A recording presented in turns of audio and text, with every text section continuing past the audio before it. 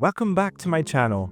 I'm super excited to kick off a brand new series where I will be taking you on an adventure through the beautiful country of Georgia. I had the incredible opportunity to live in Georgia for 2 months in 2023, and I can't wait to share all the amazing experiences and stories I had there with you. In this series, I will be exploring the rich culture, stunning landscapes, and vibrant cities of Georgia, starting with the heart of it all, the capital city, Tbilisi. But before we dive into Tbilisi's wonders, let's cover some basic information about Georgia. First thing first, we're talking about the country of Georgia, located at the crossroads of Europe and Asia, not the state in the USA. Even if few people know about this little country in the Caucasus, it has an incredible history and numerous incredible records. Among these, the nation is largely recognized as the second country in the world to have adopted Christianity, and it is believed to be the place where Jason and the Argonauts sailed to find the Golden Fleece, according to the Greek mythology. It is widely recognized as the birthplace of winemaking, with the oldest archaeological evidence of winemaking dating back 8,000 years. Despite having been under the control of many empires throughout its history, Georgia has managed to retain a very strong and unique culture, taking the best from its invaders and maintaining its identity across the centuries. I started off my discovery of Tbilisi in one of the city's most iconic spots, Freedom Square. This vibrant square holds great historical and political significance.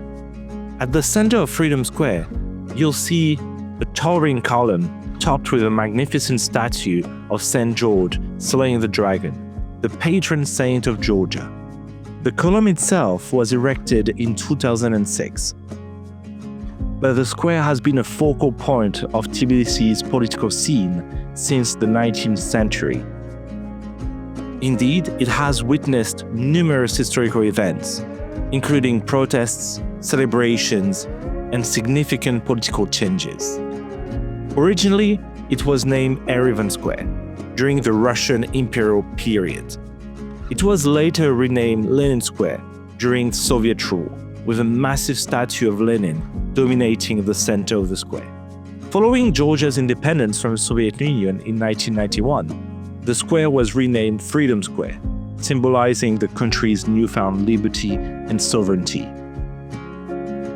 One of the most notable events that took place here was the Rose Revolution in 2003, a peaceful protest that led to significant political changes and the eventual resignation of President Eduard Shevardnadze.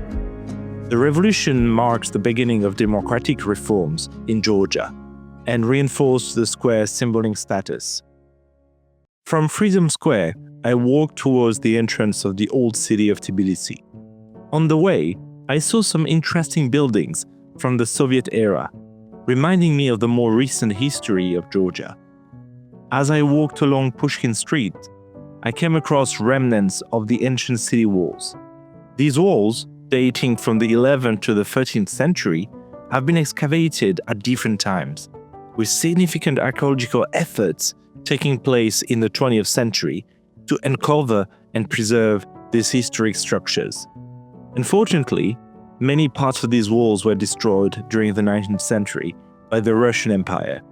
As part of their effort to modernize and expand the city, the Russians dismantled large sections of the ancient fortifications, seeing them as obsolete and an obstacle to urban development.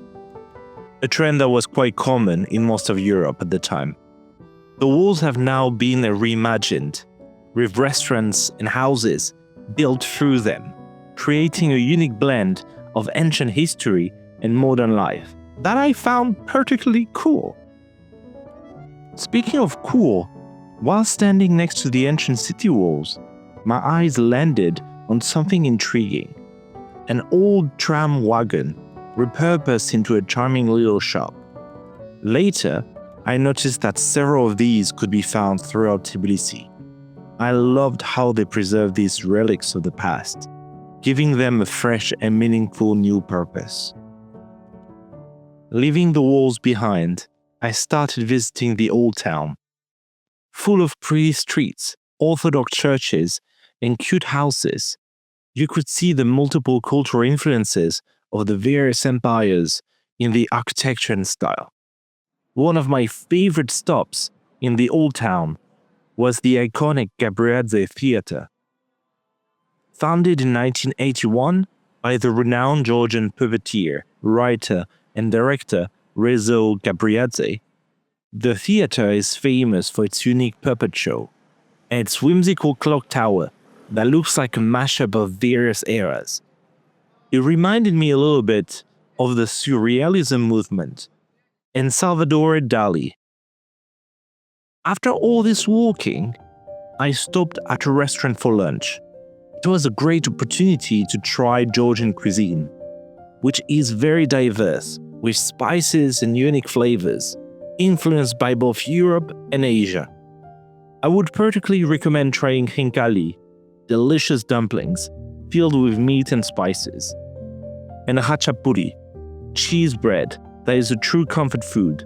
It reminded me of pide, a Turkish dish that was relatively similar. The food was a true discovery with flavors that were unique, and I really enjoyed it. Walking in the city center was such a pleasant experience. The atmosphere in Tbilisi was very nice, with charming streets lined with colorful buildings and bustling with life. While visiting the neighborhoods, one thing stood out to me though. It was the presence of many stray dogs. They are super friendly and well taken care of by the locals. Many wear an ear tag that means that they have been vaccinated. It really added to the overall atmosphere and gave quite a unique character to the city. Another fascinating aspect of Tbilisi is the omnipresence of wine. Georgia is widely recognized as the birthplace of wine, and this tradition is evident everywhere you go. There are countless wine shops. It is common to find wine sold in plastic bottles that were made by local families. Grapevines themselves were abundant all over the city, often adorning balconies and courtyards. It was clear for me that wine was not just a drink here. It was an important part of the culture as well as everyday life. I eventually reached the river at the heart of Tbilisi, called the Mtkvari. The river added a scenic charm to the city and was lined with several iconic bridges, each with its own story. My favorite was the Bridge of Peace, a stunning modern structure made of glass and steel that connects the old town with the new, and opened in 2010. The bridge is particularly striking at night when it's illuminated by LED lights.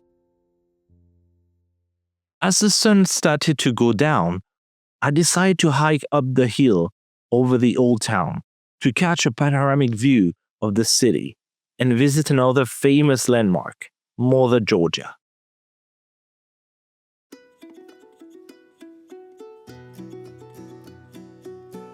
I'm not gonna lie, the way up there is steep, but the neighborhood you have to go through to get there is beautiful, full of colors. Halfway up, you can stop to admire the first panorama of Tbilisi, next to a pretty old church.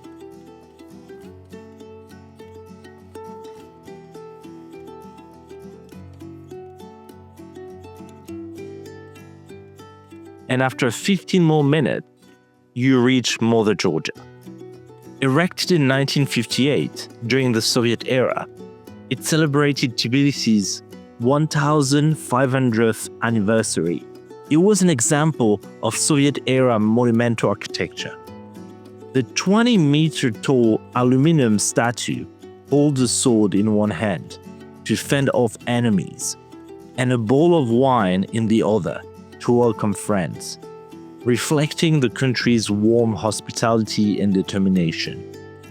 Mother Georgia fits within a broader tradition of monumental statues that were often used to convey messages of strength, unity, and national pride throughout the Soviet republics. Similar statues can be found in countries such as Armenia and Ukraine. The view from the hill was amazing, with all of the historical center visible, dotted with numerous churches and bridges. I stopped there for a while to embrace the view and rest a little bit after the physical efforts it took to get there. To end the day on a high note, I made my way through Narikala Fortress, which is situated on the same hill as Mother Georgia. Narikala is one of the oldest surviving structures in the Georgian capital. The fortress has gone through many iterations, and its name has changed many times over the years. Originally built during the 4th century AD, most of the present walls were constructed in the 8th century by the Arab emirs, whose palace was inside the fortress. In today's Tbilisi, Narikala is still one of the most enduring and evocative features of the skyline. Once Tbilisi's primary military defense, Narikala now serves as a vantage point for panoramic views of the city. And as you stand atop the fortress walls, you can take in the beautiful cityscape below, from the winding Mtkvari river and the blend of ancient and modern architecture that defines Tbilisi. With these beautiful views, a country that definitely deserves more light, as this first day demonstrated it. Its capital, Tbilisi, is a testament to the richness of its culture, the depth of its history, and the beauty of its landscapes, the perfect gateway to millennia-old culture and traditions. Whether you're drawn to its historical landmarks, its vibrant art scene, or its delicious cuisine, Tbilisi has something to offer every traveler. Thank you so much for joining me on this journey through Tbilisi. I hope you enjoyed this glimpse into the heart of Georgia as much as I have. Make sure to like, subscribe, and hit the bell icon to stay updated on my next adventures. There is still so much more to explore in this great country, and I can't wait to share it all with you. Until next time, keep exploring and stay curious. Tschüss!